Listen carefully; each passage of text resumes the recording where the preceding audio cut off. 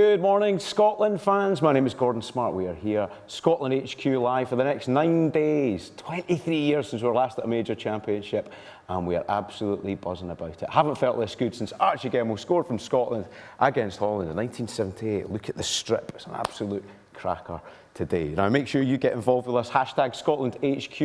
We've got loads coming up over the next 9 days. Brilliant guests, a little bit of darts, competitions, prizes, giveaways, and all the rest of those shenanigans. So get involved. We would love to hear from you. Remember that hashtag Scotland HQ. Get in touch.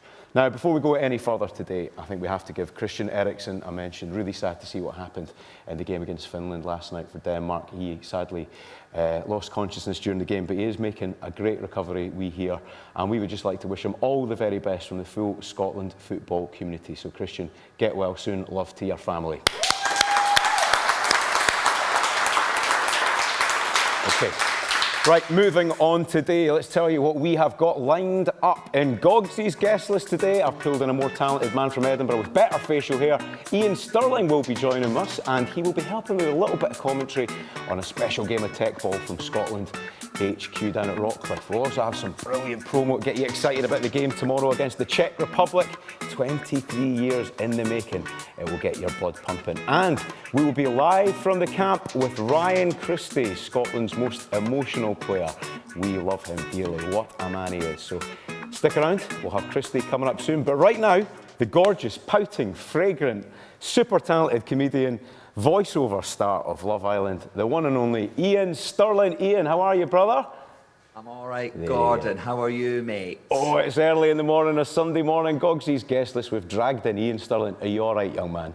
It doesn't feel that early because I've been up for several hours. See, this, I feel like such an old dude with you, Iain, because I'm always sending messages like, listen, this is the hard part, son, with the kids.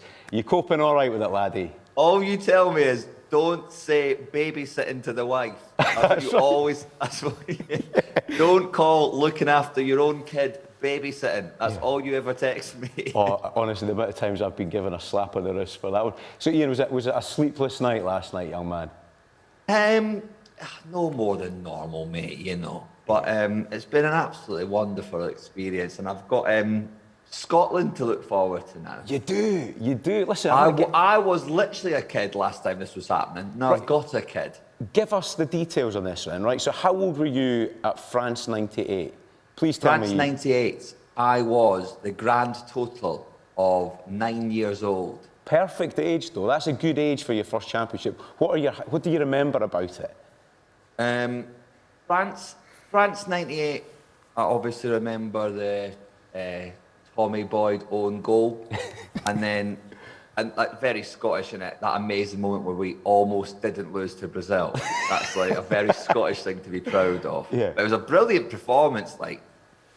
And then obviously Euro 96, I remember on our estate, someone across the road got the telly on like one of those long cables, got it out into the sort of like the sort of foyer area. Yeah. I've lived in London too long. I'm calling the middle bit of an estate, the foyer. And watching the England game and all that. It was class, man. But you just didn't, I suppose at the time, as a kid I remember it, but as a kid you didn't think, well, this is it for 20 odd years. So you didn't maybe take it in as much as you should have done. Who was your first favourite player for Scotland? John Collins. Yes, Hibs man, of course. Let's not forget that. Obviously Hibby and that. And then I just remember that during the games do you remember when they were doing the anthem, he'd wink to his kids? Yeah. And obviously when I was younger, I thought that was pathetic. And now that I'm a dad myself, I think it's obviously one of the most beautiful things that's ever happened. Did you recreate that when you had the chance to play at UNICEF? Just do your John Collins moment, a little wink in the lineup. I wasn't with a child. I was just winking in general. I was just sort of winking because I was that knackered. I hadn't kicked the ball in about 50 years. Here, Iain, we've got to talk about logistics, right? Because we have managed to get tickets. We're going together to the big game next Friday, Scotland v England. The big question I want to ask you, have you told Mrs. Stirling, Laura Whitmore, that you're going to this game yet?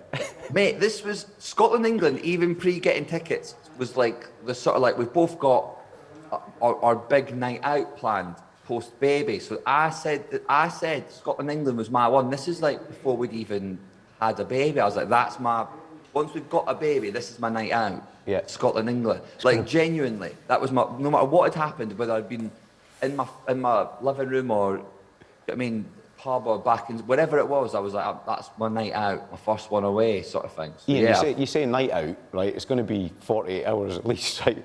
Me, you, Compston, and your pal Brucey's coming.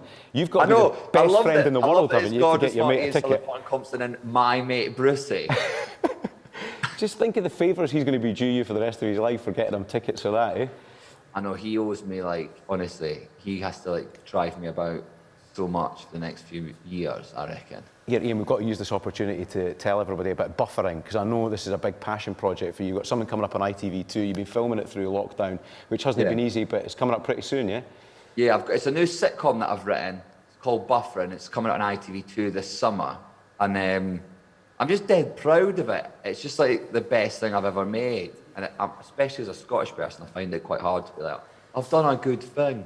I just want to be like, oh, it's all right, I suppose. But it's definitely really great, and it was sort of ready to film, and then lockdown happened. So then we had a whole year of like, I just became a bit obsessed with it, and was like tinkering with it and making it better and making it tighter and funnier. So hopefully people will like it. So yeah, this summer, ITV2, keep an eye out for Buffering. Iain, I'm going to shout out the Buffering, ITV2, yeah, it's coming. Iain, I've got to put myself forward for this, right? If ever you become a Hollywood star, I think I could be a pretty good body double for you. I was thinking more you could be my dad. Yeah, I would be happy to take that role in life. Next, Buffering 2. You'd be like one of them, you'd be a young dad. Aye, well, an Edinburgh dad, like, you know. Eros and Elite, 1998, we made Iain Stirling. More than Morton Hall, eh? You know what I'm saying? Right, Iain, I'm going to ask you for a little bit of professional help here, right? Because you're obviously a brilliant voiceover artist. But I'm going to give you a wee challenge. Today we're going to do a bit of commentary, right? So I'll be lead commentator, you're going to be co-commentator. Right. And Ryan Christie from the Scotland camp has very kindly sent us some footage of a tech ball challenge. This is at Rockcliffe, Scotland HQ, and the boys are playing, right? So let's have a little run at this. We're going to play some of the footage, and I'll introduce myself. As co-commentator, Iain Stirling with me from Rockcliffe today, Gordon Smart here, commentating on the big game. So Iain, just have a little look at this. We've got some of the finest footballers in the country taking part in tech ball. Let's have a look. You could argue the finest footballers from the country. Here we go. The game started here. Iain, what do you think? It's Ryan Christie with a delicate header there. Well, it's a lovely bit of football, very delicate use of the head as well. And this, I think you've tried this yourself, Gordon, but a lot harder than it looks. And Ryan's here's going to put a bit of spin on the ball, which I think is very bad sportsmanship, but off they go. That's right, Billy Gilmore playing there as well. Big future star for Scotland. Just don't get injured, young man. He's going to play this particular sport for Chelsea. Is that Kevin Nisbet or is that Patterson that we can see the back of? Can't really tell there. This is lovely stuff though, isn't it? I think it's Patterson, but again, I'm watching on a very small screen and I've had 17 minutes sleep, Gordon. Look at this, Billy Gilmore, by the way. What a player, eh, Iain? Excited about seeing him? I think Patterson and Gilmore are two, I think they could have massive tournaments. And not just in this particular sport, but in actual football as well. Yeah. And look at this. There's one old man's watching. They've tried to do the classic scanting. You love to see it. That was Playing a great morale. See that Ryan Christie, a mature player there, knew to keep the drawstrings tight on the shots there, didn't he, Iain? This is not his first rodeo. That man's been scanted before and he didn't want to see it happen again. Excellent stuff, Iain. That was lovely work there, young man. Lovely work. I like that everyone, have you noticed that basically, apart from Dykes, everyone in the Scotland team's got the same haircut? They do, don't they? There's one hairdresser's made an absolute fortune off those young lads. It's unbelievable, isn't it? They've probably got their own hairdresser away with them, haven't they? That's what I would like. They deserve one. Right, Iain, stay there. I want to get you excited. As I said earlier, we're going to go to the game next Friday. We're getting super excited about it, but it's less than 36 hours until Scotland play the Czech Republic, so we thought we'd get your blood pumping, get you ready for the big game. Watch this. A lot can happen in 23 years. A job lot of trying, lumped in with some tears. Lumps stuck in the throat, throats hoarse from the cheers. Cheers for the bravery, lads. Cheers for the near misses and the far reaches. Too close and too distant. That stuck to our psyche. Thistles to woolen. Scarves and taps, kilts and socks. Collecting the scraps, the scrapes, bumps and knocks. But the hurt grew through to power to change, daring to hope, risking all range, all sorts of new scope, all sorts of new feelings, a new way to think, a new way of being, hope leading to Leeds retained and no broke. One nation, our nation, one team, one goal. Qualification to start, we won it. Now what? More of this feeling, this spirit, inject it. Aye, more of the passion, more of the pride, but more of the quality, no looking to hide. Bossing the game in Belgrade and beyond, beating the stigma, breaking the wand. For the old way is done. The curse is no more. The rest is ahead of you. You're free now to score, to make your own history, to make more games won. Who knows what this ceiling or what can be done? We're here now to play at winning, no less. Play for that line sitting in your chest. Play for your ma, your da, your wains. Play for your country, your granny, your ain. Sense of self-worth, for we value you priceless. So take off the fear and make yourself gallus. The old way is done. The curse is no more. Those days are past now. The line rampant roars. For we can still rise now as never before. For we've the magic and the power to soar. Our lion's pal, member, our unicorn's horn. Magic, pure magic. Now claim your reward.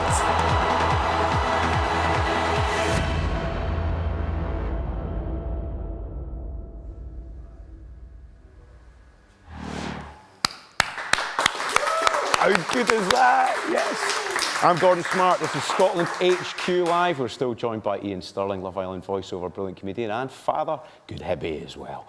And we're going to go to the Scotland camp right now to catch up with the one and only super emotional Scotland star, the brilliant Ryan Christie. How are you doing, Ryan? There he is, Ryan Christie. Ryan, do you want to say a quick hello to Iain Stirling there? He's joining us as well. How you doing, Iain? You're all right, Ryan Christie. Thank you for making me cry on that very special day. I'm hearing you very well. It was unbelievable, Ryan. Thank you very much. You've built this up perfectly, this tournament for us. Just before we go any further, though, Ryan, I wondered if you wanted to extend some thoughts to Christian Eriksen and his family from the Scotland camp today after what happened yesterday. Yeah, absolutely.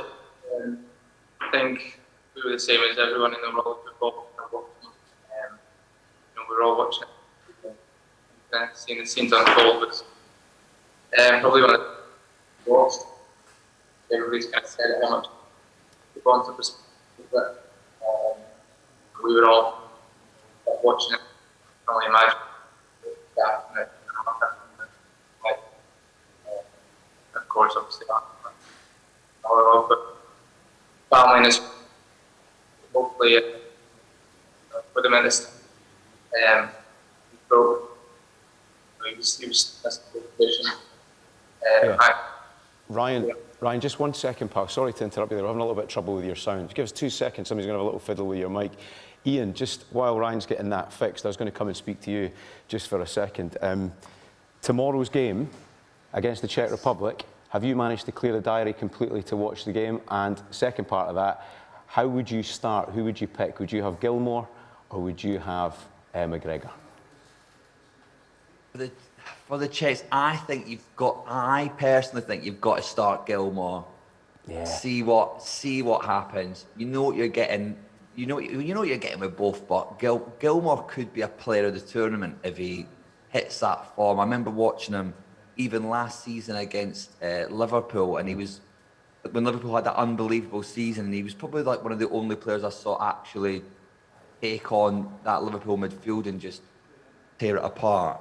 So I think you've got to go with Gilmour. We've got to go optimistic. We've got to go attacking. We've got to go young. We've got to build for the future. And I think Gilmour, for me anyway, sort of symbolises all the things that the Scotland team have maybe lacked in the past. And we've always, men behind the ball and not playing forward. He's always looking for that forward pass. He's got a bit of pace. He's got that amazing fight in him. I just think, for me, it's got to be Gilmour. Not that McGregor's not a fantastic player, but I think start with Gilmour, see what he does. Now, you're a massive Liverpool fan. You're a massive Liverpool fan. I know you've seen Andy Robertson playing all over Europe, but playing for Scotland and captain of Scotland as well, you must be looking forward to seeing him. You're captain of the club you love, represent the country you love.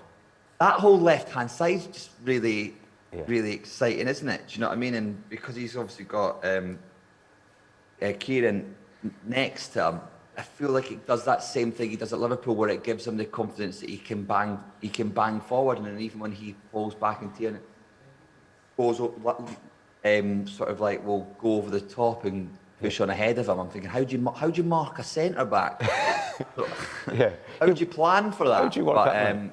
So yeah, the whole team are really exciting, but Robbo going down the left and linking up with the likes of McGinn and whipping in balls for Che, and that, I just think, we could cause a lot of teams a lot of problems, and we could be a little dark horse in the tournament. Where are you watching it tomorrow? What are your plans? In my house. Right. In the begging, pub? Begging a child to be asleep. Have you got a telly in the pub, Ian, in the back garden? I've got a telly in the pub in the back garden, yes. Yes. Of course I do. With all the mod cons. Yeah, am I going to have to offer you more parenting advice here about looking after your children when you've had 3 or 4 pints of Tennent's Lager? Yeah, oh mate, it's fine. Tennent's is low alcohol. It's fine. My dad used to call it driving lager, although we do not encourage that behaviour whatsoever. Yes, we don't. And I'm glad you corrected yourself as well. Ian, tomorrow as well, watching the game, have you invited a house full of people around? Obviously 6 people, but are you going to have folk round to watch it with you? No, I think for me personally, I'm delighted that we're here. I'm very happy to watch a couple of games in the house on my own, in my own piece, and I'll make up for it with with going to Wembley with you, Gordon. And then obviously, if we then make it to the knockouts, then it becomes, I'd like to call it logistically difficult, but then we'll cross that bridge when it comes. But yeah, no, I think one trip to Wembley and another ones I can just enjoy. I think I want to cherish it, because that's the thing I didn't do when I was a child, as I didn't realise it is hard to get into tournaments. I know we sort of joke, oh, Scotland don't do it, whatever, but it's impressive. You've got to play well. Like, look at the quality we have got in the Scotland team, and we've made it on pens in a knockout qualifier. So like, yeah, just enjoy it, embrace it. Exactly, man. We're going to do just that. Ryan Christie's back with us. I think we've fixed our technical difficulties. Ryan, just taking on from what Ian said there, we had a conversation with Stevie Clark on Friday night, and he talked about ice in the mind and fire in the belly. How are you coping? Are you getting to sleep all right, or are the nerves beginning to build for the big game tomorrow? Hello, are you hearing me now? Got you now, Ryan. Thanks for that, man. Did you hear my question? Have you got us? Good stuff. That's live TV for you. Yeah, I'm managing to get to sleep just fine. Greg Taylor calls me half man, half mattress, so I normally have no problem getting to sleep. But it is exciting, of course. Obviously, with every day that goes past, you're getting one step closer to that first game, and I think everybody's just buzzing for us to play our first part in the tournament. So yeah, looking forward to it. John McGinn was telling us yesterday that he was heckling golfers on the golf course outside the hotel. Was he behaving himself last night, or has there been quite a lot of hijinks and shenanigans? Just about. It was obviously classic Sunday competition day here for the golfers, so it wasn't taken in as lightly when he was heckling the golfers yesterday. A few strange looks were thrown over the shoulder when he was telling people to finish off their putts instead of giving them a wee gimme. So yeah, we'll see how long that lasts before he gets a proper telling off. Yeah. We've got Iain Stirling with us at the moment. Iain, obviously the voiceover artist from Love Island, and we were told by our insiders at the camp, Ryan, that you're a massive Love Island fan. My question to you on Love Island, who are the 2 most likely players in that squad to appear on Love Island? Who would be putting themselves forward for it? That's a good question. I've got by for a couple of years now trying to hide my Love Island addiction, but it's now fully out there. I'm going to go with Jack Henry. He loves a mirror, so I'm gonna say him. And who else? Certainly not John McGinn. He'd be doing well to get any dates on that, so I'm going to not put him on it. It's funny you say that, actually. John was actually accepted to come in, and then you got qualified, and he phoned us up that evening, actually. I should turn that question back to you, Ian. Who do you think would be a success from that squad on the show? It has to be John McGinn. You need a no-nonsense approach to this. That's what he would bring to it. He would bring he'd have this sort of like clinical approach, no nonsense, winner takes all. Excellent. It'd be harsh but fair. Ryan, you've obviously become quite famous as a result of that interview after the Serbia result, which was a beautiful moment, and you know it's led to a lot of other people getting some work from tenants as a result of it. So thank you for getting us a few quid for that, mate.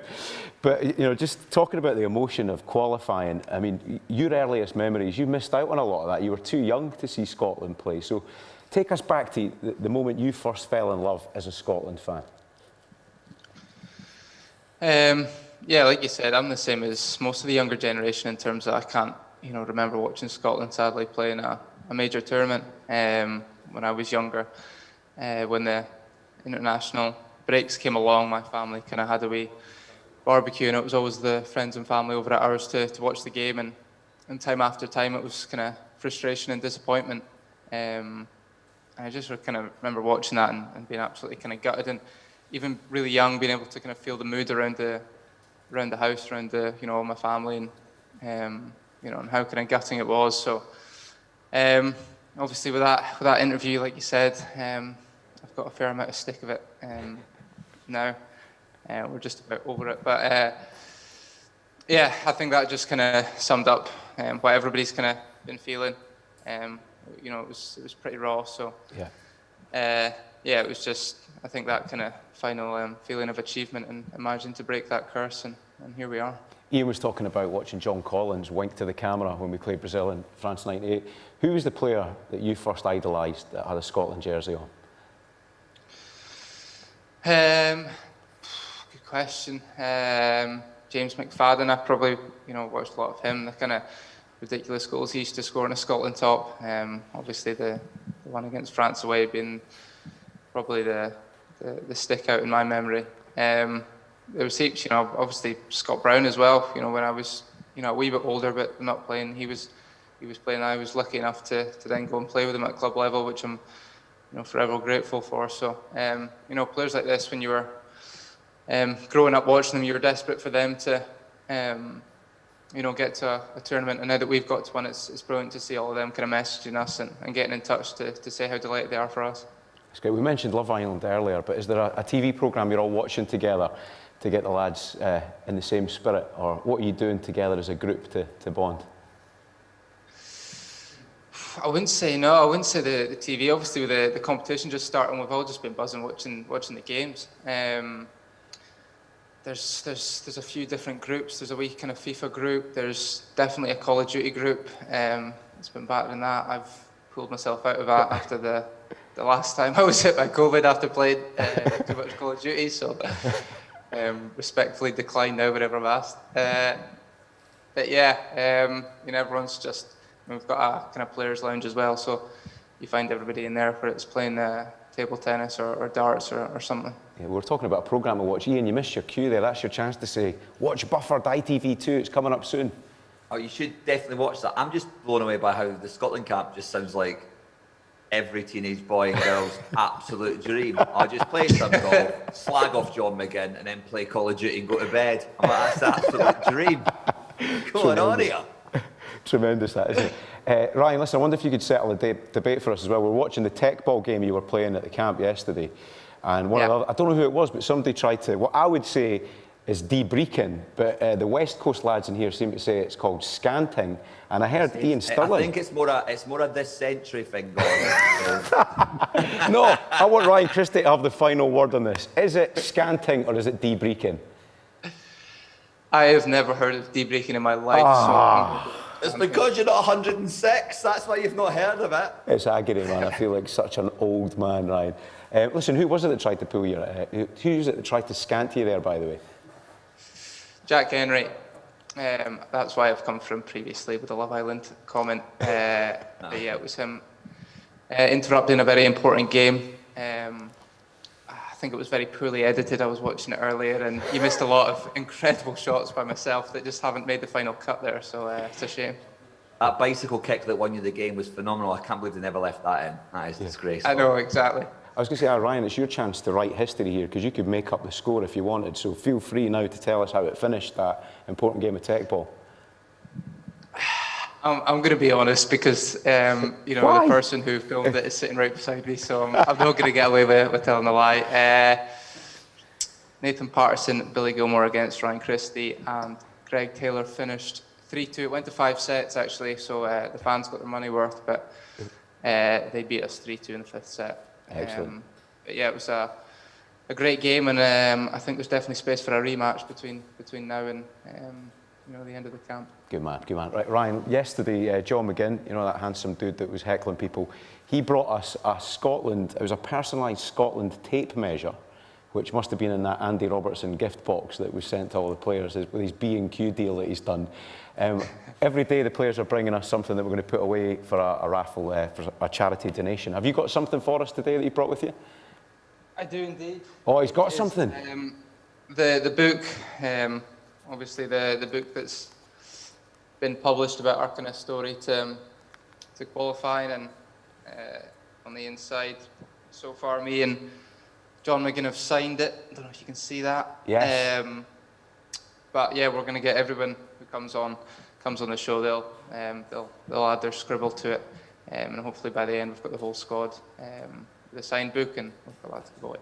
Excellent stuff. Thanks for that, Ryan. And by the way, what are you going to do? He's also going to give you a little clip mic. It doesn't work, but you can take it away with you. I'll say that if you want. Ryan, what are you going to do with that tape measure, by the way? I mean, have you got a personalised one, or was it just John McGinn that got that? No, I got one as well. I've already promised it to my girlfriend's dad, who's a builder, so he was over the moon when I sent him a picture of that. Excellent stuff. Ryan, listen, thanks so much for joining us, and please look after yourself for the next 24 hours. Can't wait to see you and the boys take the pitch tomorrow. Best of luck, man. Come on, do it for Scotland tomorrow. And Iain, thank you as well, man. Thank you for joining us today. Cheers, one and only man. Iain Stirling and Ryan Christie. Thank you very much, lads. Off you go. All the best. Great stuff, boys. Cheers. Right, yeah, just a little reminder, The Long Road Back, the book that Ryan's kindly signed, and he's going to get the rest of the players to sign. We will be giving that away, so if you want to find out more about that, please go to scottishfa.co.uk/donate. That competition is being put together by Children's First and Tartan Army Children's Charity. All those things that we are pulling together will be auctioned off, and that money will go to those charities. So go and check it out, scottishfa.co.uk/donate. That's all from Scotland HQ Live. Thank you very much again to Iain Stirling and Ryan Christie, if I can say that properly. We will be back tomorrow from 9 o'clock. Please come and join us. Get on the hashtag ScotlandHQ. We will see you tomorrow at 9 o'clock. Thank you very much. Before we go, I just want you to have a little look at this. We've even got the French on side there behind us. Patrice Evra giving it a little bit of magic in the kilt. Check this out.